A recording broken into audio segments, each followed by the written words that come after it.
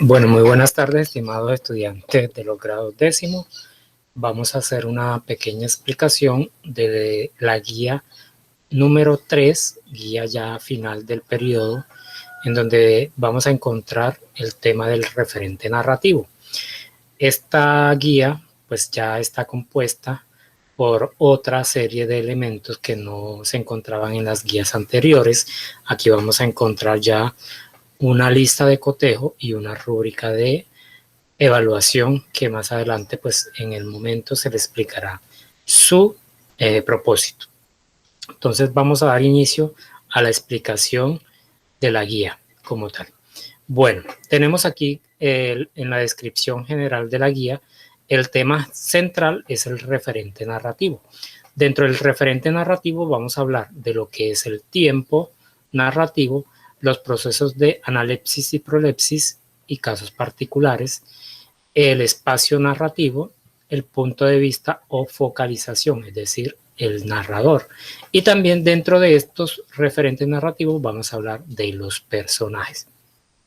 Aquí tenemos el estándar básico de explorar la literatura, tenemos los derechos básicos de aprendizaje que vamos a trabajar, que es reconocer las obras literarias como posibilidad de circulación del conocimiento. Y también vamos a hablar sobre el tema de las evidencias de aprendizaje, que es lo que ustedes deben de demostrar con respecto al proceso de la guía como tal. Esta guía está diseñada para trabajarla durante un tiempo prudente de 2 semanas aproximadamente. Entonces vamos a tener aquí la explicación de todo el proceso del tema a continuación. Bueno, entonces, ¿qué vamos a trabajar aquí en exploración de esos conocimientos previos? Entonces, vamos a tener en cuenta de que ya hemos venido haciendo lecturas, ¿sí?, de textos narrativos, sean cuentos, novelas, fábulas, mitos, leyendas, historias, etc. Estos textos de tipo narrativa, ¿sí?, nos dan una idea siempre de algo, ¿sí? Nos hablan de narrar, contar, relatar, ¿sí?, hechos o acontecimientos. Estos hechos o acontecimientos le suceden a unos personajes, ¿sí?, y suceden en un espacio y en un tiempo.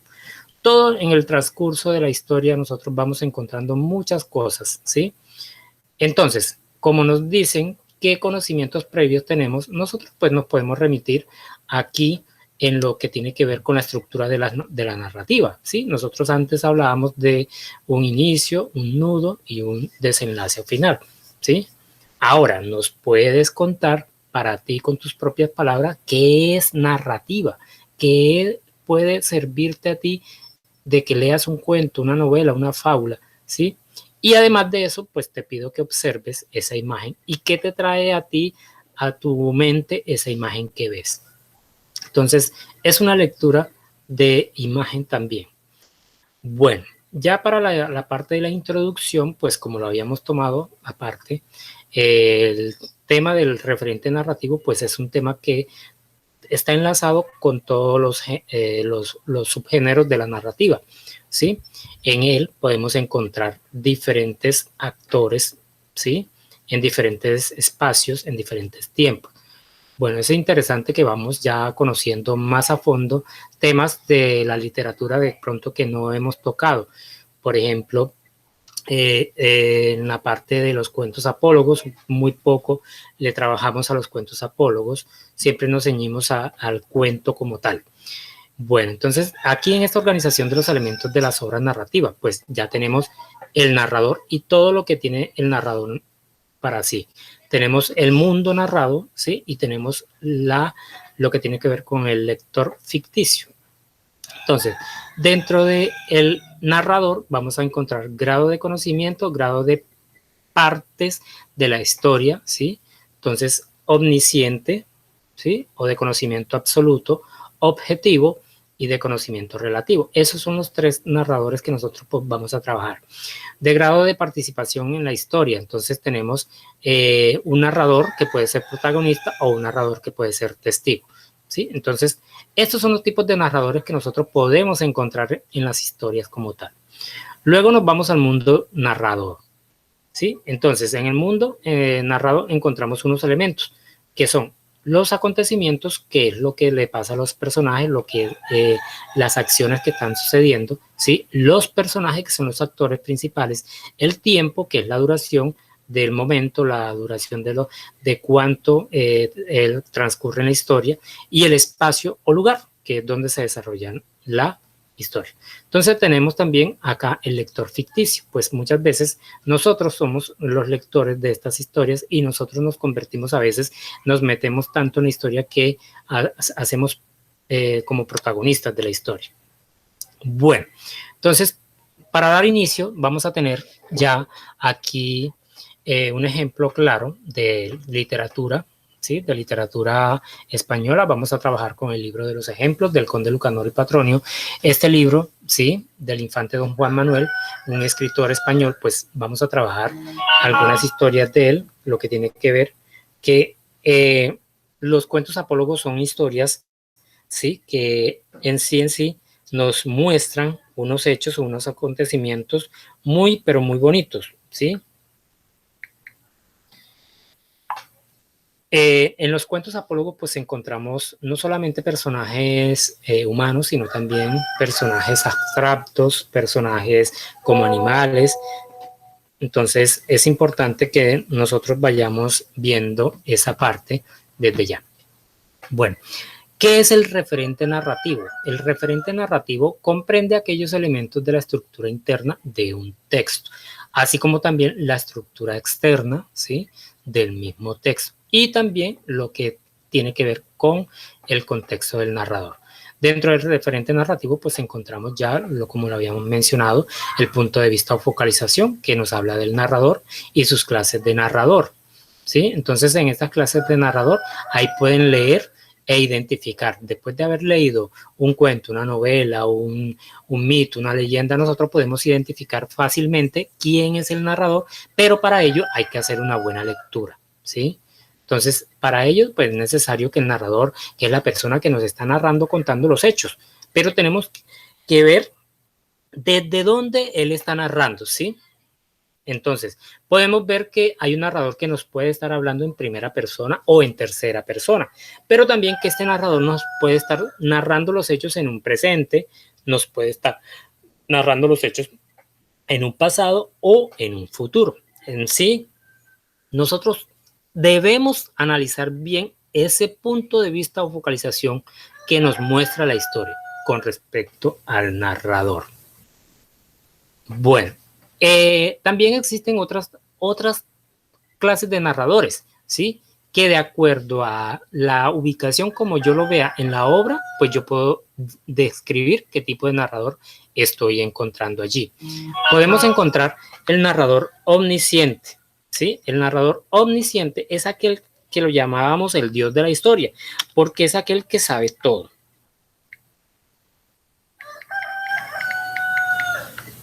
Entonces, si este narrador omnisciente, ¿sí?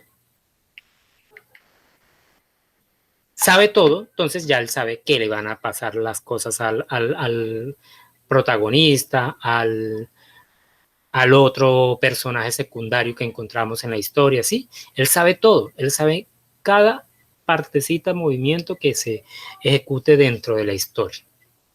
También encontramos un narrador que puede estar en visión interna o visión con narrador exquisiente. Este tipo de narrador, pues muchas veces es aquel narrador que de una u otra manera está fijo, ¿sí? Que puede ser un protagonista, ¿sí? Que está en primera persona o un personaje que nos los muestra a lo largo de toda la historia siempre, ¿sí? Que puede estar visión interna, ¿qué quiere decir? Que está dentro de la historia, pero a diferencia de focalización o visión por detrás, es decir, que está por fuera, es decir, que no está asumiendo una postura dentro de la historia, sino que le está mirando todo desde afuera. Entonces, estos narradores podemos encontrarlos fácilmente, pero si leemos bien la historia. Luego hablamos de un tiempo. El tiempo es aquel que nos muestra los momentos de duración, ¿sí? Entonces, nosotros podemos encontrar diferentes tipos de tiempo. Nosotros podemos hablar de un tiempo atmosférico. Cuando hablamos de tiempo atmosférico, decimos invierno, verano, otoño, primavera, ¿cierto? Está lloviendo, hace frío, etcétera. ¿Sí? Entonces, ahí nosotros podemos hablar de tiempo atmosférico. Tiempo cronológico. Cuando nosotros hablamos de que un día, un mes, un año, una década, ¿sí? Hay una cronología de espacios, de tiempos que nos van mostrando los hechos en un transcurrir, ¿sí? Si yo digo que todo sucede en la mañana, pues el tiempo es cronológico.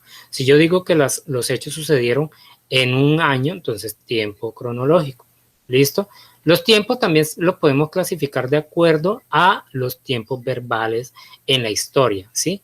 Los verbos, cuando hablamos de verbos, son acciones que uno las identifica, ¿sí? Los verbos es una acción, ¿cierto? Entonces, si yo digo, yo barrí, es decir, estoy hablando un tiempo pasado. Yo estoy barriendo, estoy hablando en un tiempo presente. Entonces, hay que mirar el tipo de tiempo que nos está hablando de acuerdo a la acción del verbo también.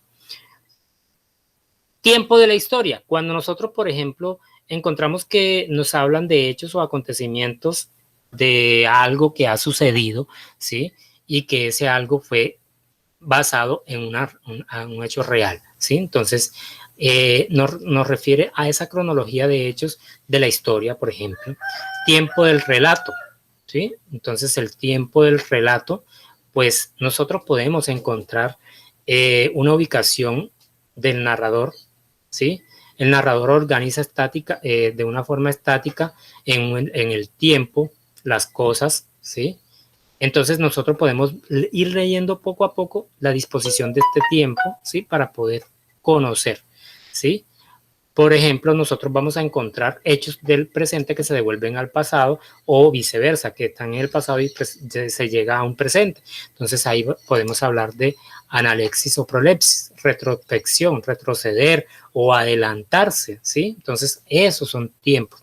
Ya después vamos a encontrar un lugar llamado espacio, ¿sí? Es donde suceden los hechos o acontecimientos, es donde al personaje le van a suceder las cosas, ¿sí? Podemos hablar de una casa, podemos hablar de un barrio, de una calle, de un pueblo, etcétera, etcétera.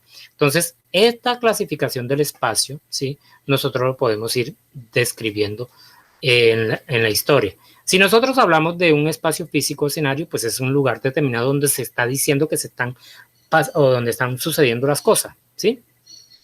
Cuando nosotros hablamos de un espacio psicológico, la parte atmósfera espiritual en que se desenvuelven los personajes y la acción, ¿sí? Al interior, por ejemplo, de las cosas que le estén pasando al personaje cuando se sume a la parte de la tristeza, de la alegría, de la nostalgia. Listo. También hablamos de un espacio social, entorno cultural, histórico, religioso, moral, económico, social, en el que se desarrollan un acontecimiento, ¿sí? Así sucesivamente se identifica el espacio. Entonces es importante ir identificando todo esto de los elementos del referente narrativo. Luego vamos a hablar de los personajes. Hablamos de un personaje protagonista, de un personaje antagonista, ¿sí? De otros personajes que están dentro de la historia, pero que uno todavía no los ha identificado bien. Entonces hay que ir mirando este tipo de cosas en el referente narrativo. Bueno, entonces para el desarrollo de las actividades que se presentan a continuación, pues debemos ubicar, ¿sí? Los elementos del referente narrativo en las lecturas que se les están presentando.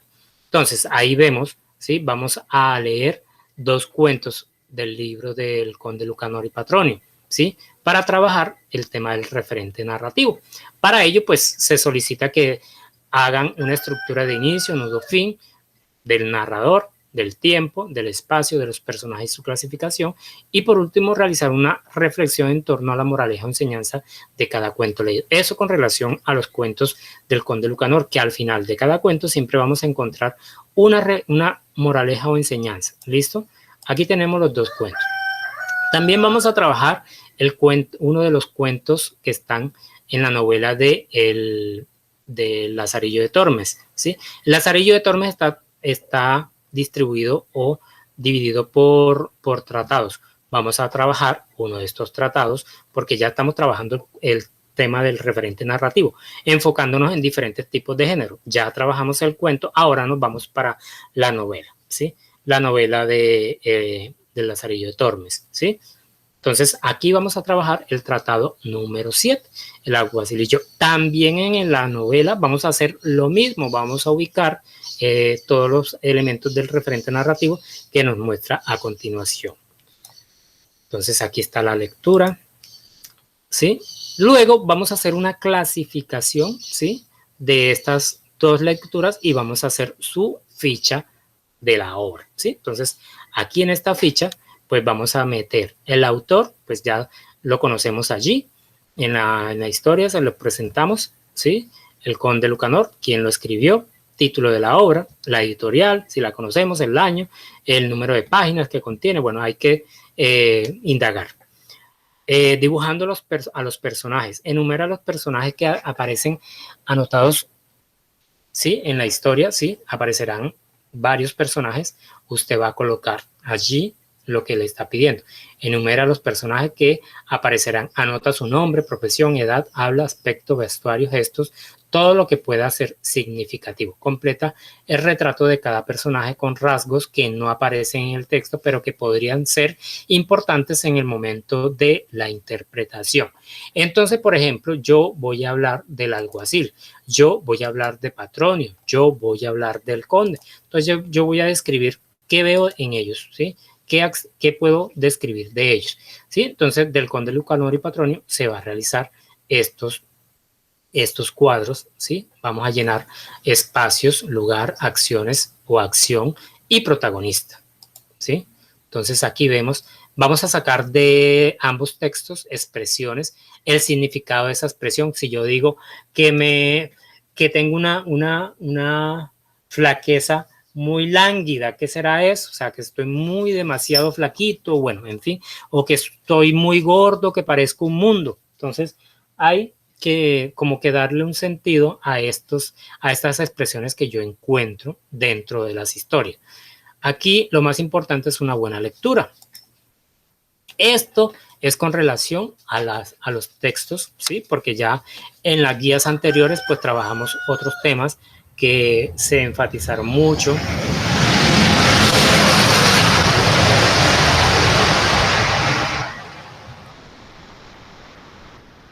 Bueno, entonces, perdón, les hablaba que estas guías que ya tienen en sus casas, tienen una lista de cotejo. En esta lista de cotejo van a encontrar unos indicadores a evaluar. Para la entrega hay un indicador que tiene que ver con la entrega puntual de las guías. Es decir, que si yo entrego las guías en las fechas que son, aquí yo les voy colocando un cumplimiento. Estructura, que si las guías están bien elaboradas, bien estructuradas, que las actividades van bien cosiditas, van marcadas, entonces yo voy acá rellenando. Que presentan las guías pulcras, ¿sí? Todo eso. Que las guías entregadas presentan una organización en orden de acuerdo a la estructura solicitada por el docente.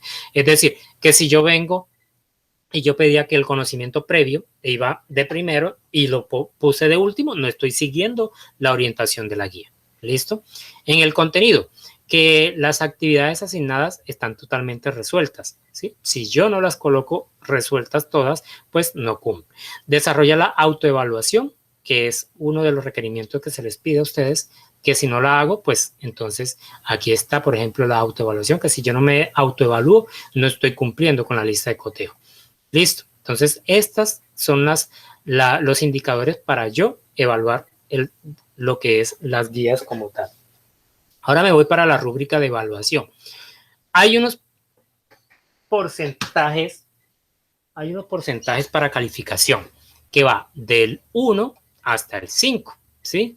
Y que estos se tienen en cuenta de acuerdo a los niveles de desempeños, que tenemos bajo, que tenemos medio, que tenemos alto y que tenemos superior. Si yo cumplo con todos los criterios para mi evaluación, ¿sí?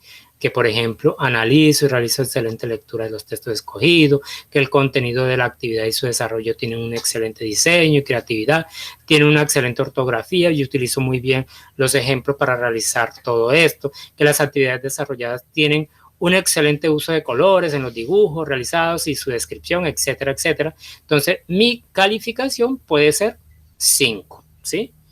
Entonces, aquí voy a calificar de acuerdo a estos criterios y así sucesivamente. Porque yo puedo sacar una nota de un 4 o una nota de un 4.4 y no un 4.5, porque me faltó algo de los criterios que están acá, así sucesivamente. Y si un estudiante no desarrolla absolutamente nada, pues su nota va de 1 a 2.9 de acuerdo a la calificación de la guía.